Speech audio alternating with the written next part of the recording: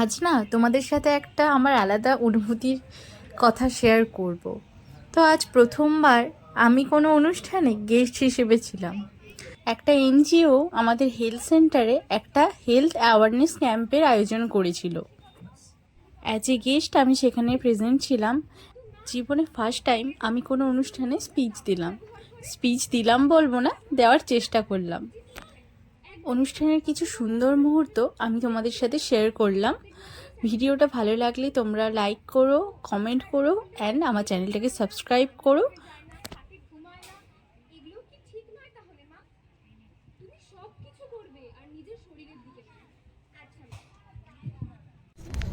এবং তাকে অনুরোধ করবো কিছু কথা বলার জন্য, একটা দুটো কথা।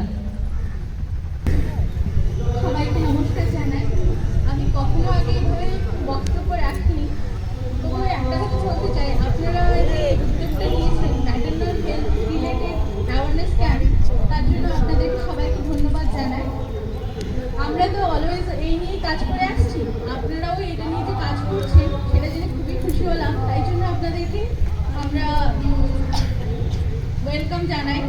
আমার কাজটা এনসিপি রিলেটেড, তো এটা নিয়ে আমাদের এএনএম দিদি সব কিছু দেখেন।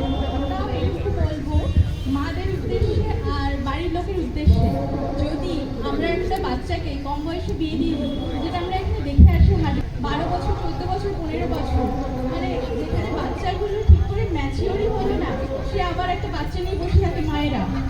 তো সেক্ষেত্রে আপনারা আপনাদের মেয়েদেরকে একটু পড়াশোনা করার সুযোগ করে দিন, যাতে অ্যাটলিস্ট তারা 18 বছর হয়ে যাক, একটু ম্যাচিওর হয়ে যাক। তাদের যদি গ্রোথটা ঠিক করে না হয়, তাদের যদি আবার বাচ্চা হয়, তাহলে তাকে ঠিক করে মানে সেই বাচ্চাটা ঠিকঠাক হবে। তো আপনাকে তো সেইটুকুই বলবো, কম বয়সে আপনারা তাদেরকে একটু চেষ্টা করবেন যাতে অ্যাটলিস্ট 18 বছর হলে তারপরে বিয়ে দেওয়া। আর জীবন তো পড়েই আছে, তা এত তাড়াতাড়ি বিয়ে দেওয়ার কোনো মানে হয় না। তো আপনারা একটু এই ব্যাপারটা দেখবেন, এইটুকুই বলবো সবাইকে। Thank you.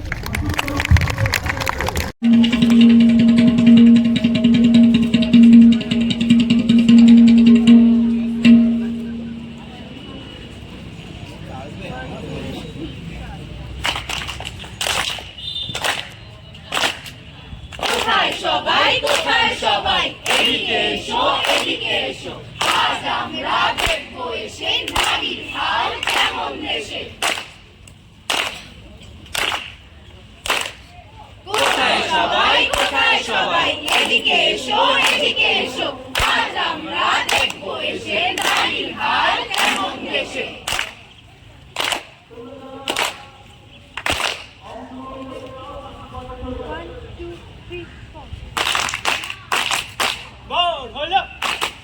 দৌড় খোলো, হুকুমনি এলো রে।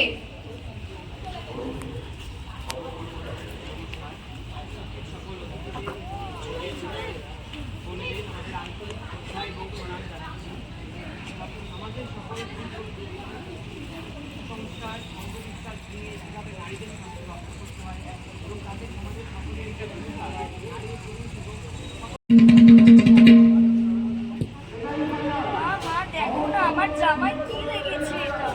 আরে তোর তো হাসি শুরু হয়ে গেছে। কিছু পুরানো জামা কাপড় আছে, সবথেকে বড়টা তুই নিয়ে আর কাল ভোর হওয়ার আগে পিছনটা কেটে ঘরে ফেলে দেবি, কেউ যেন দেখতে না পায়। আচ্ছা মা। আর শোন, এই সময় তুই কিন্তু বিছানায় ঘুমাবি না, কাঁচা জামা কাপড়ে হাত দিবি না, মনে থাকবে? কেন? আমি বলছি তাই, এই সময়গুলো করে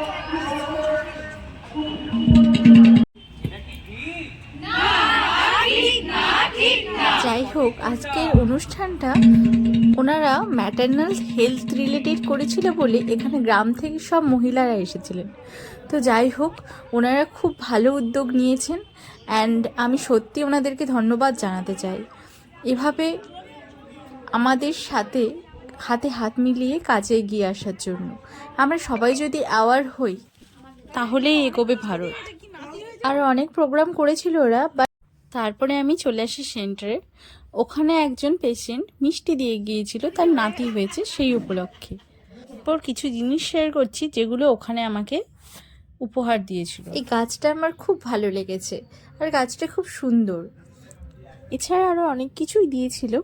আরেকটা আমার কাছে মোস্ট বিউটিফুল জিনিস সেটা তোমাদেরকে দেখাচ্ছি।